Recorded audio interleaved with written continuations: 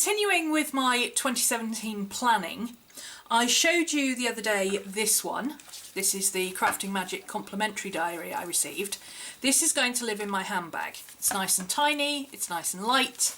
It came with a notebook which was slotted in here, but I took it out and I put this in instead, so I've got my cards in here. So I can use it as a wallet, and it's perfectly secure. It's stuck in quite tight.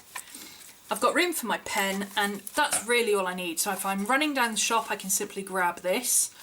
If I'm popping out, I can throw this in my handbag. This will work great just for on the go, putting in an appointment, scheduling doctor's appointments, that kind of thing. Knowing when I have to be not at home is basically all this is going to be used for. So that's going to be my wallet cum planner for my handbag. The backbone of my planning system has always been the monthly spreads. I cannot function without a monthly spread. I can deal without dailies, I can deal without weeklies, but I cannot function without an overview of my month. I have to have that. So what I thought I would do this year, given that my daily planner is going to be a single book, and it doesn't have any monthly or yearly planning in it. It's actually an undated planner. For this one, I decided I would get hold of a monthly planner that I could just have, that would go with it, and it would be my overview. And I found this one. I've put links down below to the A5 and the A4 version. It was very inexpensive. I was actually going to get the Moleskine Large monthly planner. And then I saw this one and it was a third of the price. And I thought, well, I'll just get that. Might make sense. And it's actually the same size as the Slice planner that I'm getting, which is my daily planner. What I really love about this is how simple it is. It's clean, it's simple, there's no fussiness. You could do anything you want to it. You could decorate it to the hilt, you could draw in it, you could leave it completely plain, whatever you want. It really does lend itself to being as customizable as you want it to be. It's a soft cover, by the way. Front page is simply a couple of lines where I presume you would put your address or something. And then you have a very simple 2 years on 2 pages layout, 2017, 2018. Next to each week, you've got the week number here. The first 3 letters of each month are in bold, the rest is just grayscale. And there's no lines on this page, which I absolutely love. You could put your own lines in here, which is really handy if you're doing things like blocking off areas of time, or you know, blocking off a couple of weeks as holiday or whatever. You can clearly see what you're doing. You're not fighting with other lines. Then you've got a very small section that is international holidays for 2017. You've got the months down either side, and you've got countries across the top and the dates in the middle. Nice and simple to read. It's actually one of the best laid out international holidays lists I've seen, even though it's so small. And then you've got a page and a half of just regular lined paper. It's narrow ruled 5mm, 1/4 of an inch size lines. And again, they're grayscale, so they're not fighting with you or what you're doing. You could write in this in pencil and it would still stand out. Then you are straight into your monthly spreads. And again, it's very clean and it's very simple. There are lines demarking each day, but they are not in-your-face lines, they're not harsh lines. You can barely see them on camera, actually. It's a Monday start, which is what I like, and it's got grayscale on the weekends, makes it nice and easy to see what's what. So even if you're not used to a Monday start, that makes it really easy to see what's happening. You've got your week numbers down here as well, and then you've got a column for notes. So if you're a very minimalist bullet journaler who just wants their to-dos and what to do when written down, you actually could do it all in here. That doesn't seem like a lot of space for 1 month, but as you'll see in a moment, there's some more. So you've got your 12 months, and my only criticism of this is that it only goes up to December. I really like a planner that goes January to January. But you can't have everything. So I'll live with the fact that I don't have January 2018 in there. As soon as you're finished with the monthlies, you get note pages.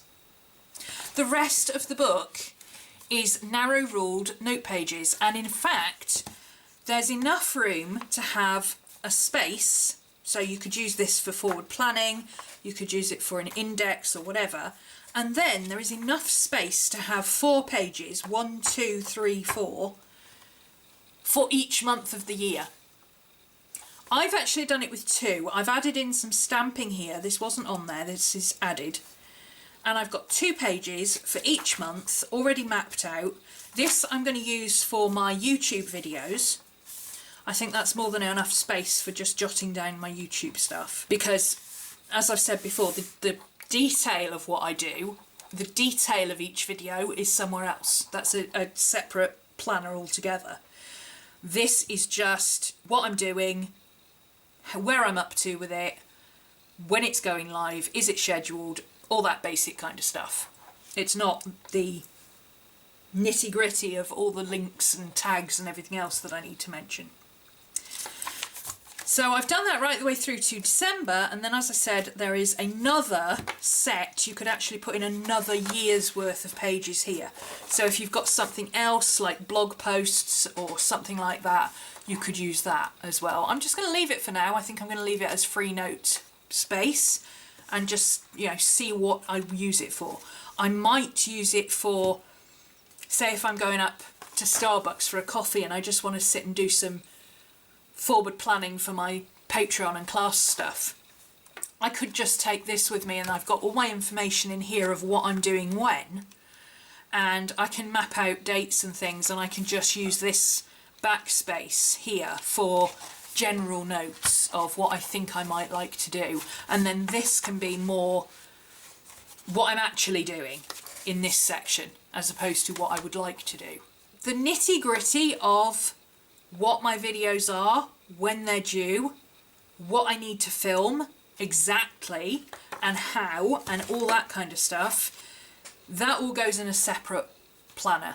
I just use Moleskine Cahiers for that because they're nice and simple to use, and I can just fill them up and chuck them in a corner, and I've still got them there to reference, but they're not heavy and carrying everything around with me. Here I'll be able to put, you know, on Tuesday the 3rd, this is due, this is due, this is due, this is due. And I can tick it off when I've done it. Simple as that, that's all it's going to be. Because I do something every week for my Patreon, and I've been such a mess with it because I haven't been able to get to grips with what I need to do. I did have a checklist, but that didn't work out too well because it doesn't tell me what I'm doing. It tells me that I should be doing a video, but it doesn't tell me what video. If that makes sense. Whereas in here I can put, you know, January the 10th, video, such and such. That is so much easier to deal with than a checklist. Checklists are for checking things after you should have done them, not for working out what you want to do on a daily basis. In general, this is going to be my class and Patreon stuff planning and my YouTube planning. What needs doing when, and whether I've done it yet or not. That's what I need. So that's my appointments and handbag planner, forward planning organisation.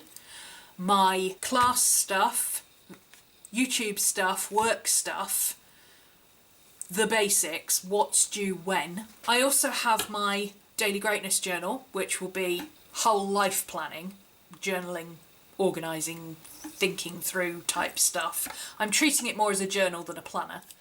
And I've also got my slice planner, which will be my daily, everyday, today at 2 o'clock I'm going to be filming this part of this video. That kind of stuff, which is what I've been doing in here for the last 2 months, and I'm loving the system. And I really can't wait to get my slice planner. I need my slice planner, people. It needs to get here. So that is the basis of my system, and yes, when I work in these planners, I will be doing it bullet journal style. I've always used bulleted lists to check things off, and that's why I gravitated towards the bullet journal and why I've kept my bullet journaling simple. I've never gone crazy and with decorating it or anything. I like the idea of just having simple lists that you tick off. To-do lists, best friend in the world. So the basis of all the systems that I'll be using are simple to-do lists. So as soon as that arrives, I'll show you that as well, and I'll update you with how I'm getting on with it in the new year.